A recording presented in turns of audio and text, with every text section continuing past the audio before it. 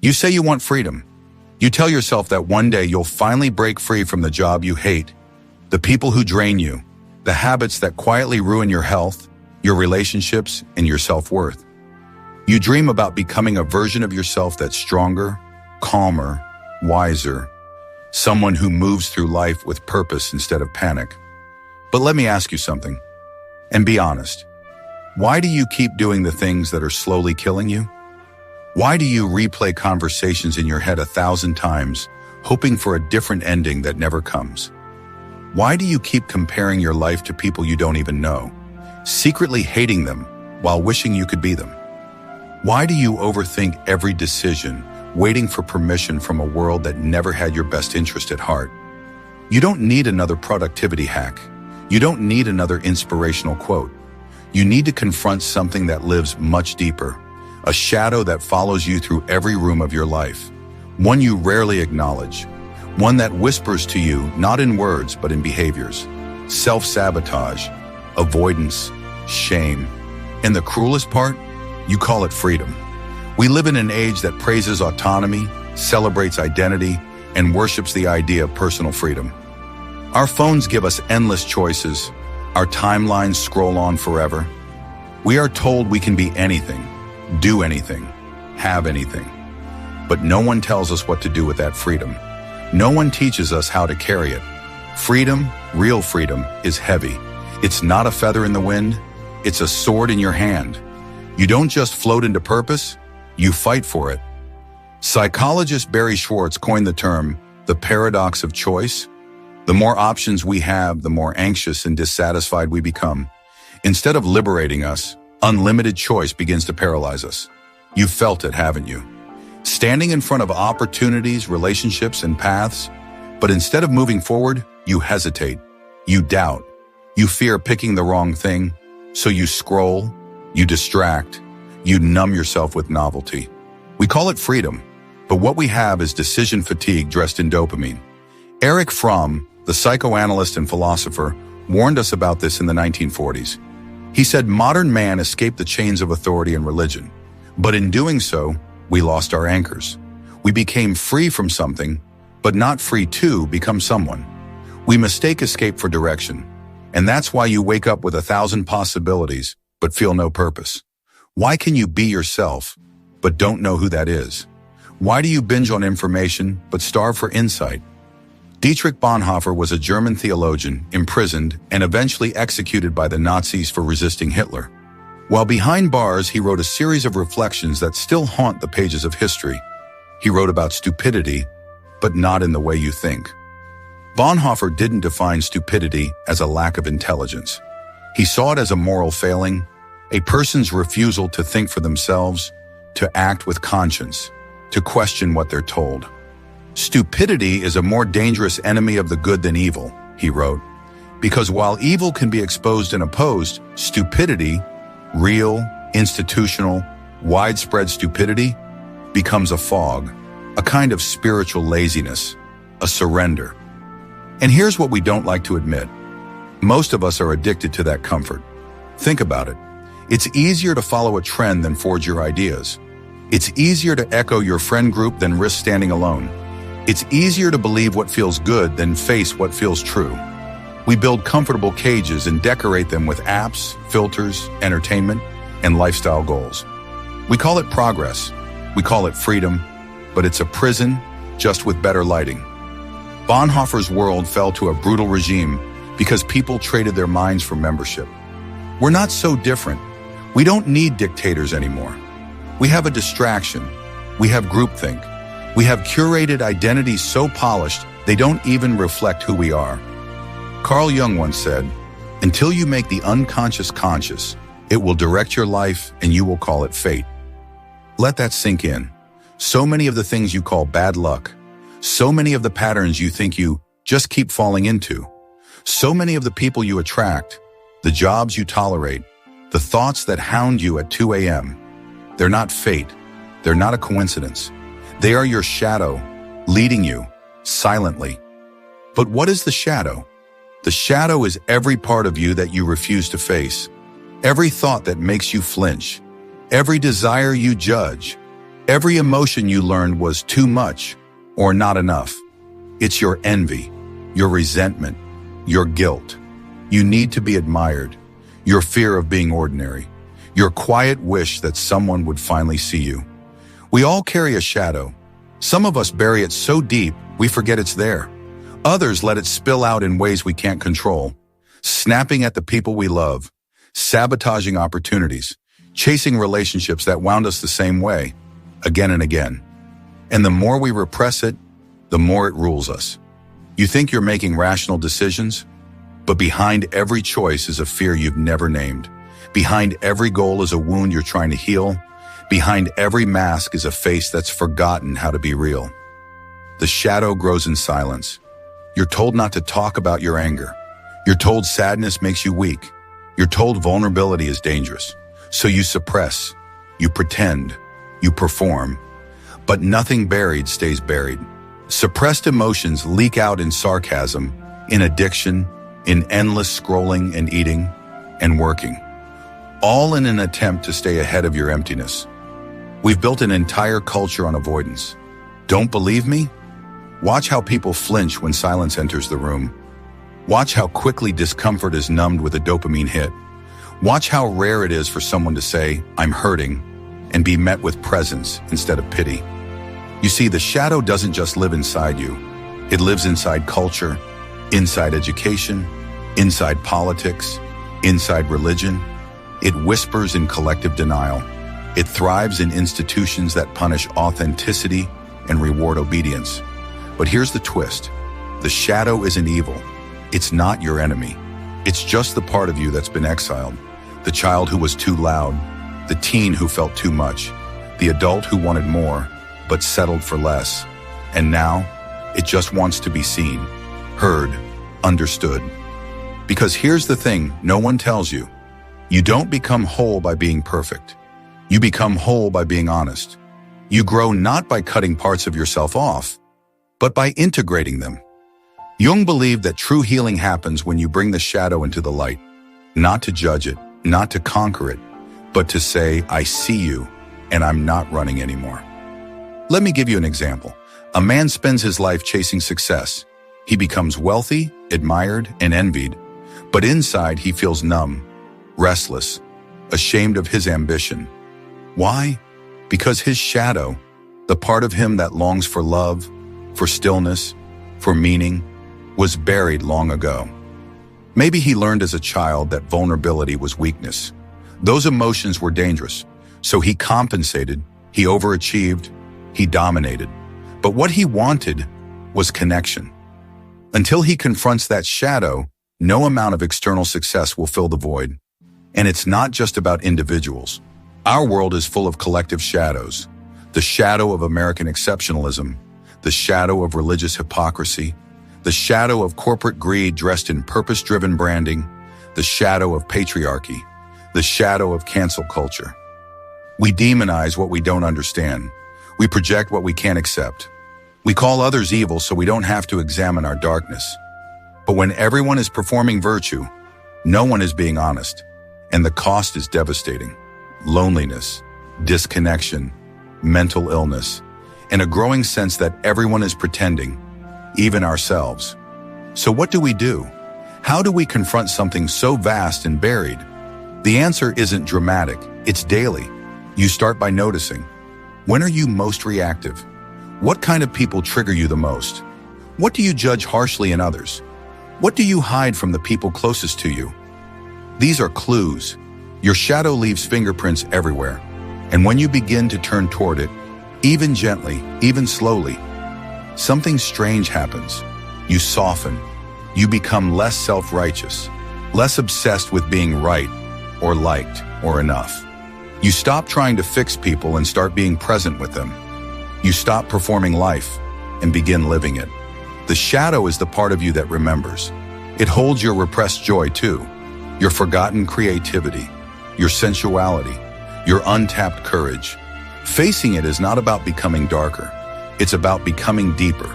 Because if you want to be truly free, you have to stop running, stop curating, stop numbing, and stand still long enough to say, "This is all of me, and I am still worthy." That is the beginning of integration. That is the beginning of healing. That is the path from shadow to reason. Let me tell you a story, a quiet story, one that might sound simple at first, but it holds a mirror to everything we've just explored. Two men sit alone in two different prison cells. Both are surrounded by the same concrete walls. Both are cut off from the world. No windows, no clocks, no sound, but their breath echoing off the stone. From the outside, they are equal, equally trapped, equally forgotten, equally still. But inside, they are living two completely different lives. The first man paces the room over and over again. He gnaws at his fingernails. He mutters to himself.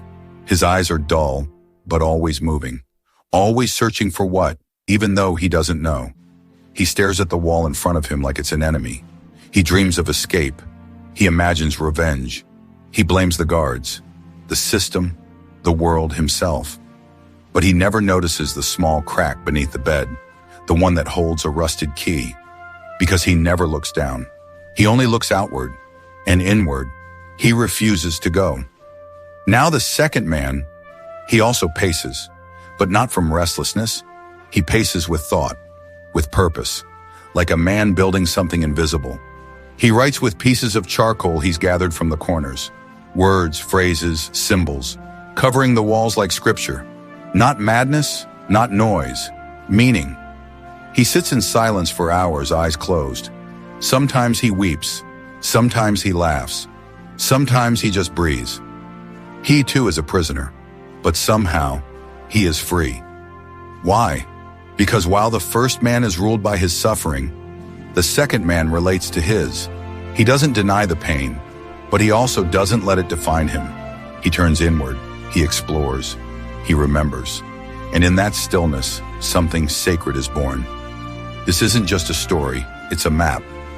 You and I, we are both prisoners, not behind walls, but behind habits, behind wounds, behind fears we inherited from parents who never healed. Behind stories we've repeated so many times, we've forgotten they're just stories. And like the two men, we each have a choice every day, to stare at the walls and demand escape, or to go inward and find the key beneath the bed, because the key is always there, but it hides in silence, in pain, in shadow. And most people will spend their lives circling the cell, convinced the world owes them freedom, when what they need is the courage to stop moving, to get still, to look down, to look in. Let's go deeper. The two prisoners represent two different ways of being in the world, two reactions to suffering, two responses to powerlessness. The first prisoner believes freedom is something taken from him, so he waits, blames, fantasizes. He believes his story ends when someone else opens the door. But the second prisoner, he understands something timeless.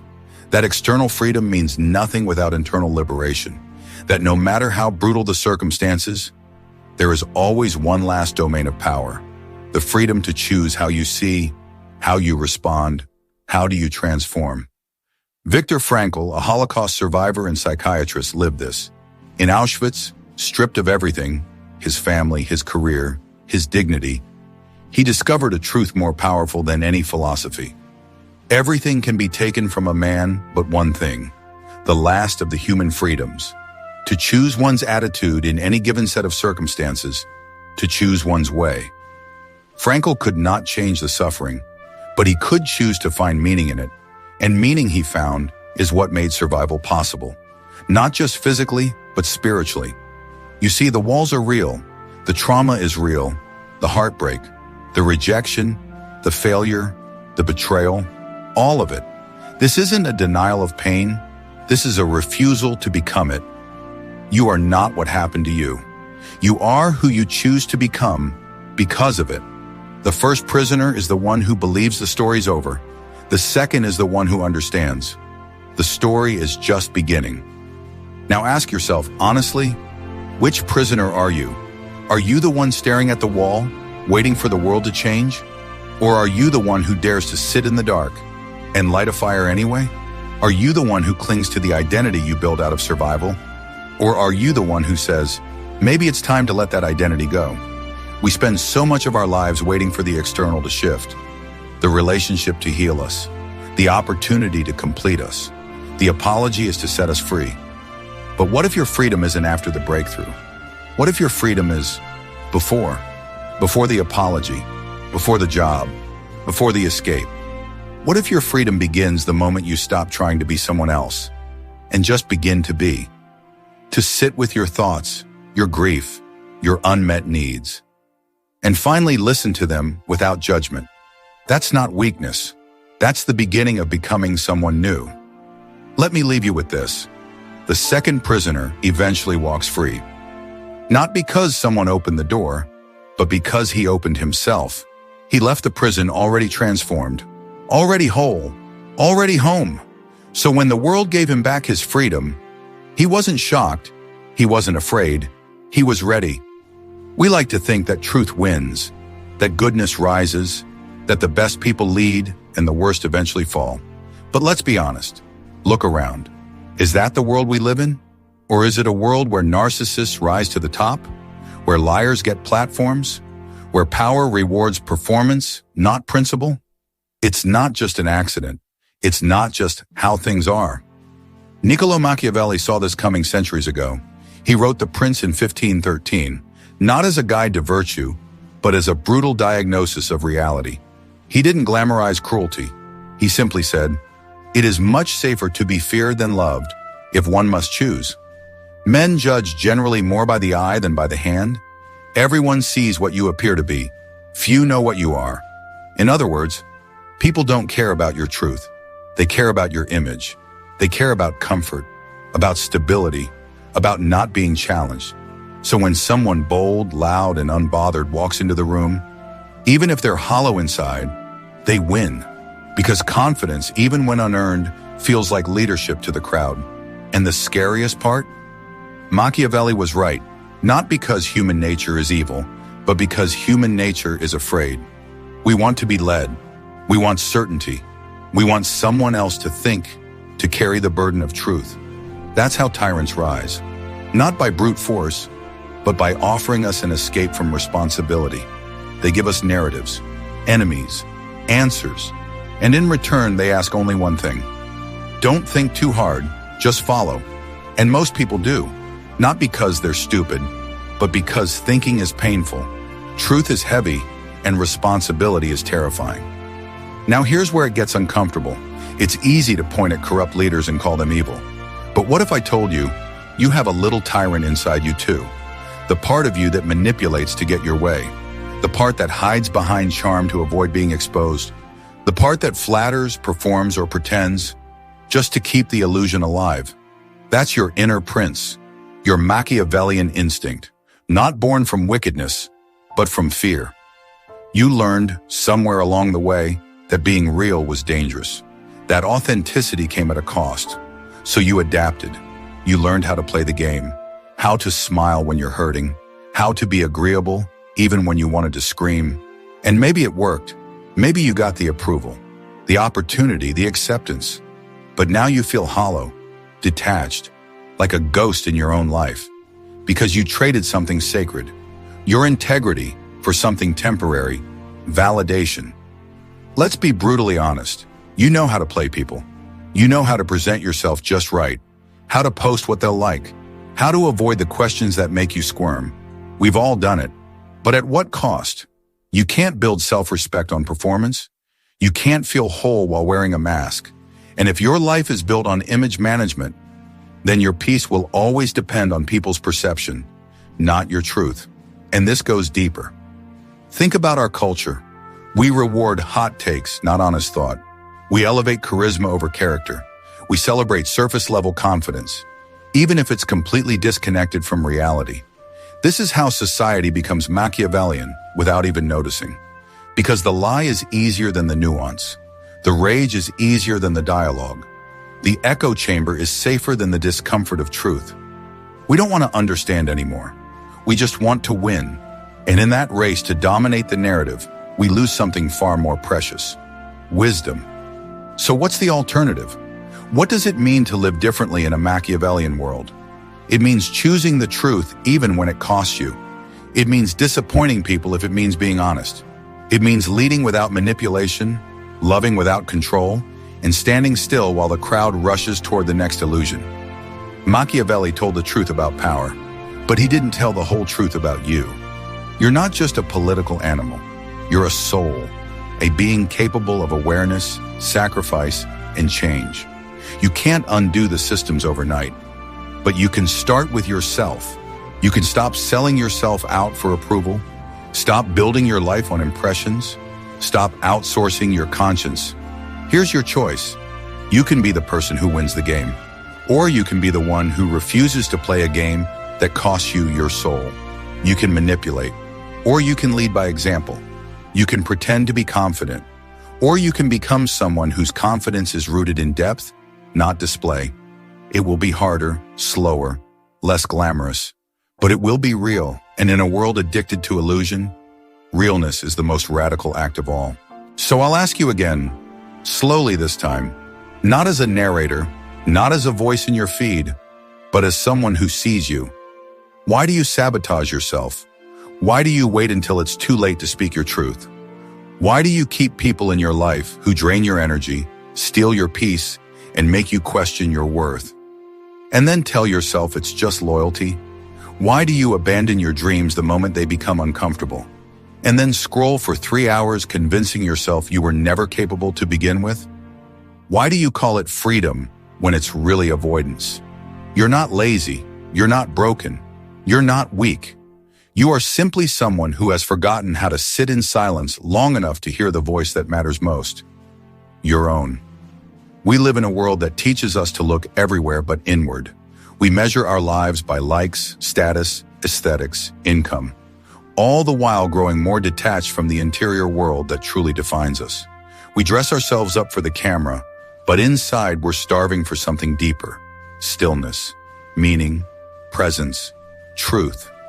Not the kind of truth you shout online, but the kind you whisper to yourself when no one else is around.